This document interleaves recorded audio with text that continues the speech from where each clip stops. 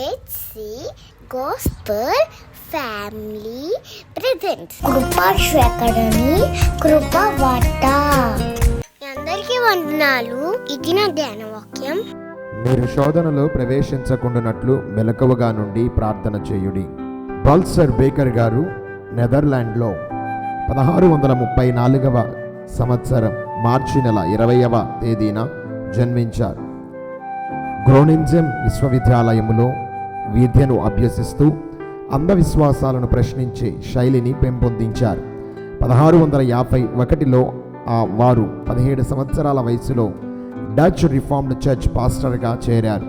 వివిధ ప్రాంతాలలో సేవ చేస్తూ పారంపరిక నమ్మకాలపై ప్రశ్నిస్తూ రేషనలిజాన్ని ప్రోత్సహించారు. 1666లో ఇంగ్లాండ్, ఫ్రాన్స్ దేశాలను సందర్శించి ఆధునిక మతపరమైన ఆలోచనలను గ్రహించారు.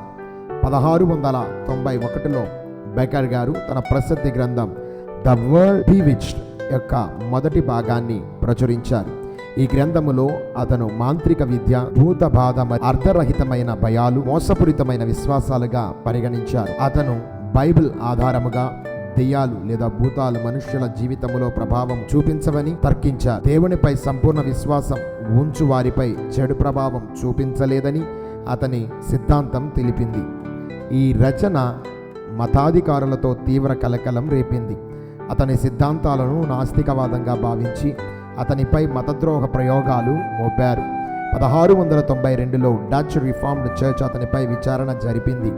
చాలామంది అతని వాదనలను ప్రజల మతం నుండి దూరం చేస్తాయని భావంతో అతనికి వ్యతిరేకముగా నిలబడ్డారు. కొందరు అతని ధైర్యాన్ని మెచ్చుకున్నారు.